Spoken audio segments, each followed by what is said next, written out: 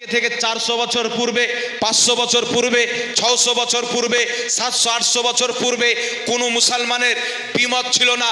সব মুসলমান বাপ মারা গেছে, মা মারা গেছে, তার ইসালে সওয়াবের জন্য কোরআন তেলাওয়াত করেছে, তসবিহ তাহলিল করেছে, জিক্র আজকার করেছে, মানুষকে খাওয়া দাওয়ার ব্যবস্থা করেছে, মুর্দা ব্যক্তি তার কবরের সওয়াব পেয়ে উপকৃত হয়েছে। এরা কারা? যারা মুসলমানকে লড়াচ্ছে, মুসলমানদের ঈমানকে ধ্বংস করছে। এদেরকে চিনতে হবে। আমার নবী বলেছেন কিয়ামতের পূর্বে দাজ্জাল বের হবে, কাযযাব বের হবে, যারা এমন এমন কথা বলবে, এমন এমন ফতোয়া দিবে, এমন এমন হাদিস বলবে না তোমরা শুনেছো, না তোমাদের বাপ দাদা শুনেছে, না তোমাদের ছেলে পিলে শুনবে। তাই তাদের থেকে যারা ঈমানকে বাঁচাইতে পারবে দুনিয়াতেও কামিয়াব, আখিরাতেও কামিয়াব হবে। তাই ইমামে আহলে সুন্নাত বলতেছেন সোনা জঙ্গল রাত अंधेरी छाई बदली काली है, सोने वालों जागते रहियो चोरों की रखवाली है। नाराए तकबीर।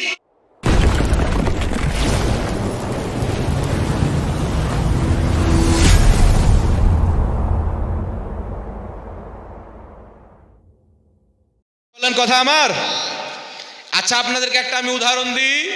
আমার নবী সাল্লাল্লাহু আলাইহি সাল্লাম সাহাবীদেরকে পড়াইছেন কি পড়াননি? ইলম শিখাইছেন কি শিখাননি?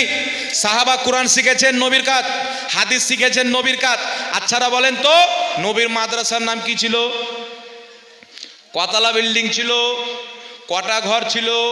আবু বকর সিদ্দিক কার বাড়ি জাগির ছিলেন? কোন হস্টেলে ছিলেন? আছে। কিন্তু এখন মাদ্রাসার নাম পড়েছে কি পড়েনি? কিন্তু জিনিসটা তো এক, কোরআন হাদিস শিক্ষা দেওয়া হয় যেটা আমার নবী দিতেন। ওই জামানায় নির্ধারিত কোনো নাম ছিল না, এখন নাম পড়েছে কি পড়েনি? তো নাম পড়ার কারণে যদি নাজায়েজ হয়, ওই প্যাটলা মৌলবীর মাদ্রাসা নাজায়েজ। কবে ভাঙবে বলুক, আমরাই জিসিবি পাঠিয়ে দেবো ইনশাআল্লাহ, ভাড়া টাড়া কিছু লাগবে না, না কি বলেন? তো 40 চাহরের নাম পড়ার কারণে যদি জিনিসটা হারাম হয়ে যায়, তোর বাপের মাদ্রাসা হারাম, তো চাচার মাদ্রাসা হারাম, তো যত ওয়াহাবি মাদ্রাসা আছে বিশ্বতে সব মাদ্রাসা হারাম। প্রত্যেক মাদ্রাসাতে ইয়োগীকে নিয়ে এসে বুলডোজার চালিয়ে ভেঙে দেওয়া দরকার আছে ওদের ফতোয়া অনুযায়ী। বুঝতে পারছেন কথা আমার? তো নাম পড়ে যাওয়ার জন্য কোনো জিনিস খারাপ হয় না। আমার নবীর জামানে জালসা হতো না? হতো না? সাহাবায়ে কেরাম বসে থাকতেন, আমার নবী বয়ান দিতেন। হাদিস আছে না নাই? একাধিক হাদিস আছে। কিন্তু এখন সিরাতুন নবী কনফারেন্স, জাসনে দাস্তারবন্দি, জালসার নাম পড়েছে কি পড়েনি? তো যদি নাম পড়ে গেলে 40 বললে জিনিসটা হারাম হয়ে যায়, সাহাবার করা কাজ। চাহরম বললে সাহাবার করা কাজ যদি হারাম হয়ে যায়, ওই পাগলা কুত্তা কাঠমুন্সি কাউয়াখোর কওমে লুত যেইগুলো জালসা করে, সব জালসার কোনো না কোনো নাম আছে, এর সব জালসাই হারাম ওর ফতোয়া অনুযায়ী। বুঝছেন তো আমার কথা? বুঝতে পারছেন? আমার নবী জালসা করেছেন, কোনো নাম ছিল না। ছিল কি? এখন জালসার নাম হয় না? অমুক মাদ্রাসার উন্নতি কল্পে ইসলামিক ধর্মসভা, বিরাট ধর্মীয় জালসা, আজিমুসাম জালসা, অমুক কনফারেন্স, ধুমুক কনফারেন্স, আহলে হাদিস কনফারেন্স, দেওবান্দ কনফারেন্স, হয় কি হয় না? এইগুলো নামে আমার নবী জালসা করেছেন, সাহাবা জালসা করেছেন। তাহলে পাগলা কুকুর মৌলবি তুই করছিস কেন? বলবেন নবীর জামানের নাম পড়েনি, আমরা নাম দিয়েছি তাই কাজটা নবীরই। তো 40 চাহরব নবীর জামানের নাম পড়েনি, আমরা নাম দিয়েছি তাই কাজটা হচ্ছে সাহাবার কাজ। সুবহানাল্লাহ, বলতে হবে সুবহানাল্লাহ। সুবহানাল্লাহ। বুঝতে পারছেন আমার কথা? অসুবিধা হয় না তো? তো যারা বলে মৃত্যু ব্যক্তি মানুষ মারা গেলে তার নামে খাওয়া দাওয়া করা হারাম, ওই মৌলবীর ঈমানও হারাম, ওর জন্মও হারাম। যেই কিতাবে আছে মৃত্যু ব্যক্তির নামে খাওয়া দাওয়া করা হারাম, ওই মৌলবী যেই কিতাবে পেয়েছে ওই কিতাবের মধ্যে আছে ওয়াহাবি কাঠমুন্সিদের আসলে হারাম আছে। ওটা দেখিয়ে দেখ, আমি ওটা দেখিয়ে দেবো। ও কিয়ামত পর্যন্ত দেখাতে পারবে না, আমার দেখার দরকারই পড়বে না। বুঝতে পারছেন কথা আমার? এইবার কথা হচ্ছে বাবজি, মৃত্যু ব্যক্তির নামে কোরআন তেলাওয়াত করলে সেই তেলাওয়াতের সওয়াব মৃত্যু ব্যক্তির কবরে যাবে কি যাবে না জানা দরকার আছে না নাই? আর একটু জোরে বলতে হবে। সর্বপ্রথম আপনাদেরকে একটি হাদিস শোনাই, যে হাদিসটি মুআজামুল কাবির লিত তাবরানির মধ্যে ইমাম তাবরানি লিখেছেন, মাজমাউ জাওয়াইদের মধ্যে ইমাম হাইসামি লিখেছেন। ইমাম হাইসামি রাহমাতুল্লাহ আলাইহি হাদিসটি উল্লেখ করে হাদিসটিকে সহিহ বলেছেন। হাদিসটি কি? হযরতে লাজলাজ রাহমাতুল্লাহ আলাইহি বিখ্যাত আলিম, বিখ্যাত ইমাম, তিনি বলেন যে আমার পিতা, ওনার পিতা হচ্ছেন সাহাবীকে, উনি বলেন আমার পিতা নিজের ইন্তিকালের টাইমে আমাকে ডেকে নসিহাত করলেন, বেটা লজ লজ, আমি যখন ইন্তিকাল করব, আমাকে তুমি যখন দাফন দিবে তো আমাকে বিসমিল্লাহে ওয়ালা মিল্লাতে রাসূলিল্লাহে বলে আমাকে কবরে রাখিও। আর আমাকে মাটি দেওয়ার পর আমার কবরের এক পাশে সূরা বাকারার প্রথম অংশ আর এক পাশে শেষ অংশ পাঠ করিও। আমি নবীর কাছে এই কথাটি শুনেছি, জোরে বলুন সুবহানাল্লাহ। সুবহানাল্লাহ। মানে আমার নবী কবরের পাশে কোরআন তেলাওয়াত করতে বলেছেন, সহিহ হাদিস থেকে প্রমাণিত, জোরে বলতে হবে সুবহানাল্লাহ। আরেকটি হাদিস শুনালেন বুখারী তিরমিজি শরীফের মধ্যে হাদিস, কোন কিতাব? তিরমিজি শরীফ, নাম মনে থাকবে। হাদিসটি হচ্ছে আমার আপনার নবী সাল্লাল্লাহু আলাইহি সাল্লাম, একটু ধ্যান দিয়ে শুনবেন আব্বা জানেরা, আমার আপনার নবী একদিন একটা রাস্তাতে বের হলেন, চলতে চলতে দুটি কবরের পাশে দাঁড়ালেন। আল্লাহর নবী বলছেন, আমার সাহাবী, এই দুটি কবরে আযাব হচ্ছে। কি হচ্ছে? কথা বলতে হবে, কি হচ্ছে? এই কাঠমুন্সি বলছেন নবী গায়েব জানে না, তো কবরের মধ্যে আযাব হচ্ছে এটা ওই মৌলবীর বাপ গিয়ে বলেছিল নবী পাককে? কথা বলতে হবে, কে গিয়ে বলেছিল? আমার আল্লাহ ইলমে গায়েব ইলহাম করে দিয়েছেন, জোরে বলেন সুবহান। তাই আমাদের বিশ্বাস, আমাদের আল্লাহর জানাতে আমাদের নবী ইলমে গায়েব জানে, জোরে বলেন সুবহান। নবী পাক বলছেন, আমার সাহাবী, হাদিসটি সহি দিয়ে যাচ্ছি, কোন বাপের বেটা জাল বা জয়ী প্রমাণ করতে পারলে 5 লাখ টাকা পুরস্কার দেওয়া হবে। আমার নবী বলছেন, সাহাবী, এই দুটি কবরে আযাব হচ্ছে।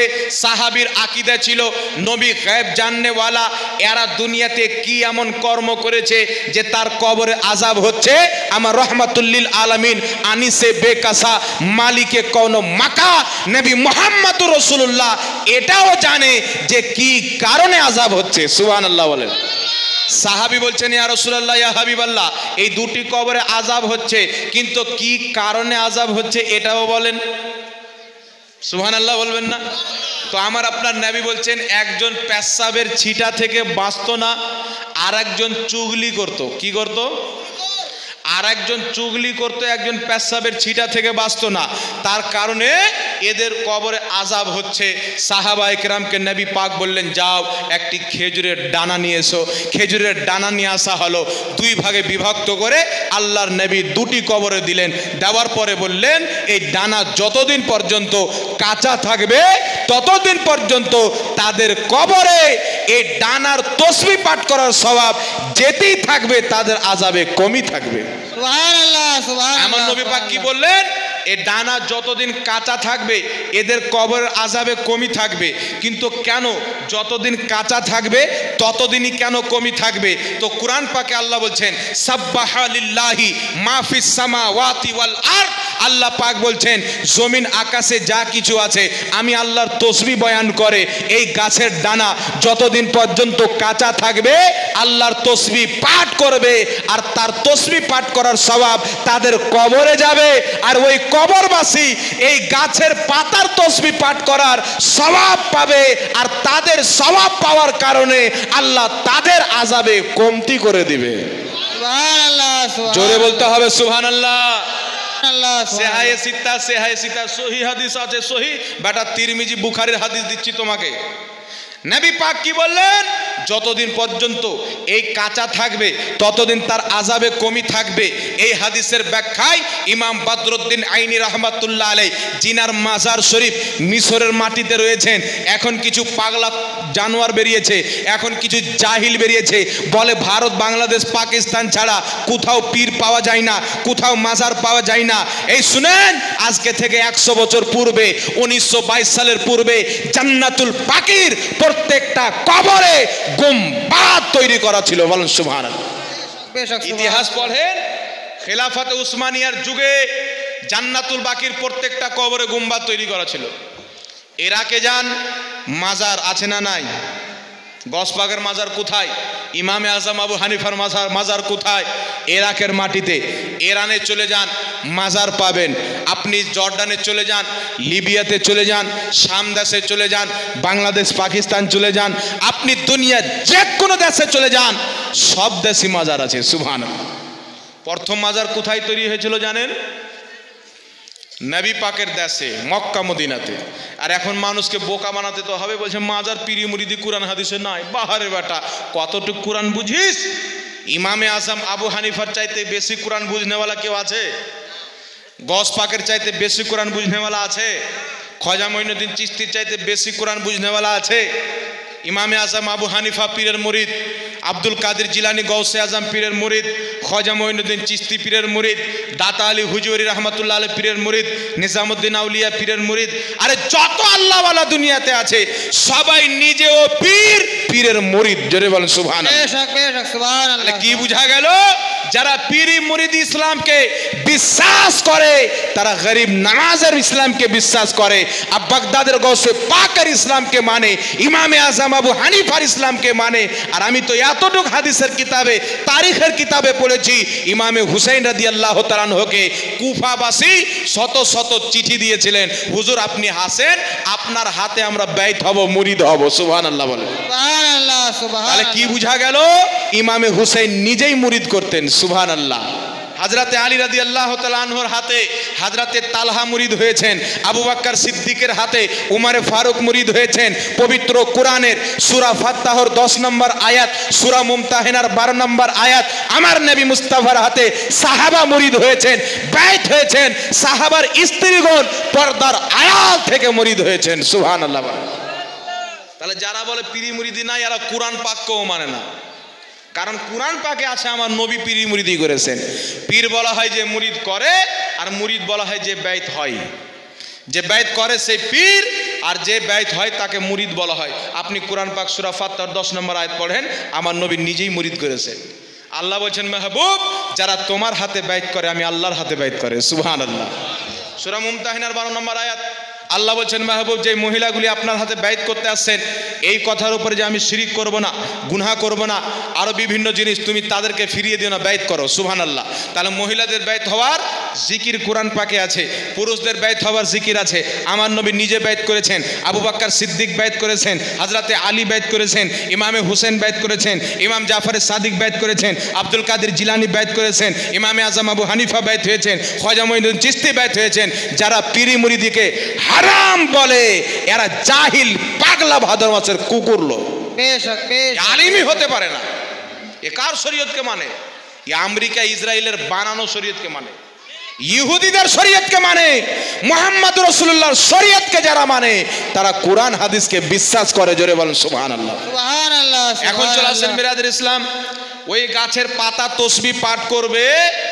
ইমাম বদরুদ্দিন আইনি বুখারী শরীফের সারা উমদাতুল কারির মধ্যে লিখছেন, জিনাকে আহলে হাদিসও মানে, দেওবন্দিও মানে, আমরাও মানি।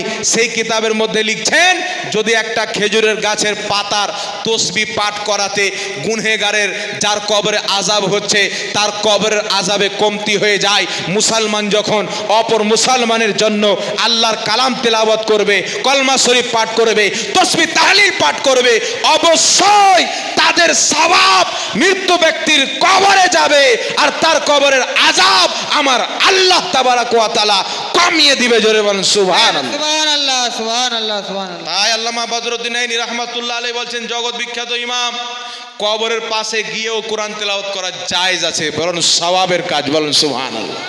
তো এইগুলো সব জাহিলরা প্রচার করে মানুষকে গুমরাহ করার জন্য, যে কোরআন তো আল্লাহ তাবারাক ওয়া তাআলা মানুষের শিক্ষার জন্য পাঠিয়েছে, তো মরা মানুষের নামে কেন পড়ছো? তো হজ তো আল্লাহর ইবাদত, ইবাদত না? সাহাবায়ে কেরাম নিজের মুর্দাদের জন্য হজ সুদ্ধাও করেছেন, আমার নবী অনুমতি দিয়েছেন। পানি পান করা এটা জিন্দার জন্য না মুর্দার জন্য? আপনাদের দিকে কেউ মরলে পানি পান করতে চায়? আবু দাউদ শরীফের মধ্যে হাদিস, সাদ বিন আবাদা রাদিয়াল্লাহু তাআলা আনহু আসলেন, হুজুর আমার মা মারা গেছেন, আমার মনে হয় আমি যদি থাকতাম সেখানে আমার মা কিছু সাদকা করতে বলতো। তো হুজুর এখন যদি আমি আমার মায়ের নামে সাদকা করি আমার মা উপকৃত হবে কিনা? আমার নবী বললেন অবশ্যই হবে। হুজুর আমি কি সাদকা করবো? রাসূল বললেন পানি। কি? জোরে বলেন, জোরে বলেন। পানি। সাদ বিন আবাদা রাদিয়াল্লাহু তাআলা আনহু নিজের মায়ের নামে বিশাল বড় একটা কূপ খুঁদলেন। কি খুঁদলেন?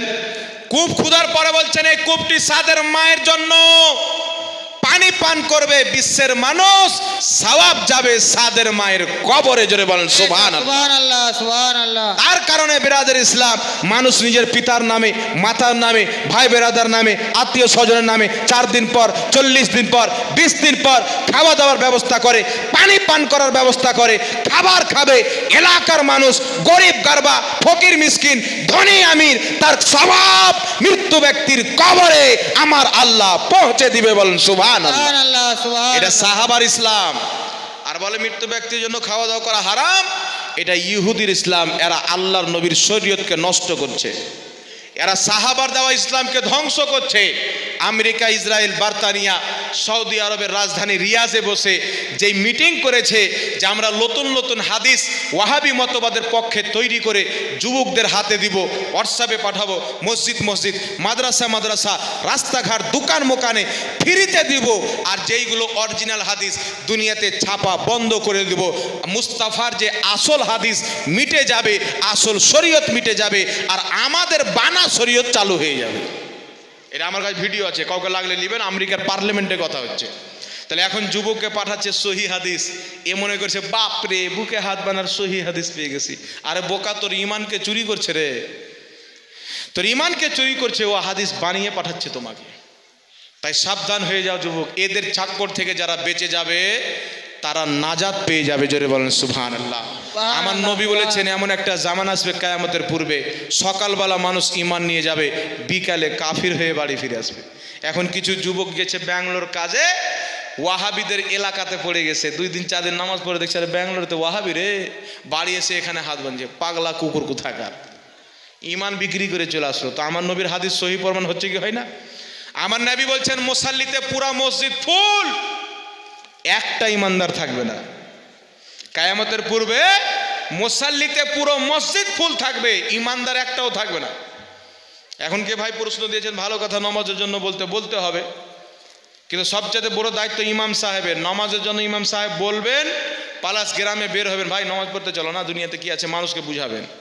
আমি এখানে এসে ইমান আকীদার কথা বলে দিই, এই মূল্যবান কথাগুলো সব আপনাকে বলবে না। একটি কিতাবের হাওয়ালা দিচ্ছি শুনেন।